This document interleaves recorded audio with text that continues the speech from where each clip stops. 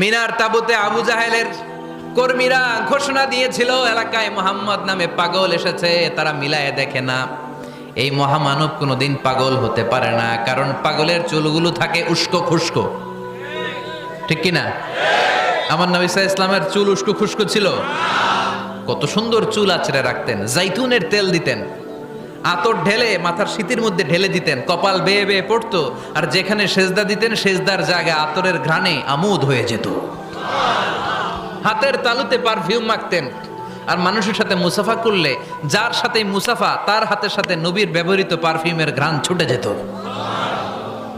এত পরিচ্ছন্ন ছিলেন তারা। বিশ্বনবীর চেহারার সাথে আবু জাহেলের বক্তব্যের মিল খুঁজে পায় না। তারা বলে, না, এই লোক কখনো পাগল হতে পারে না। পাগলের চুল থাকে উস্কো খুস্কো, জামা থাকে ছিঁড়া ফাড়া, গায়ের মধ্যে থাকে ময়লা। পাগল কখনো দাঁত মাজে না।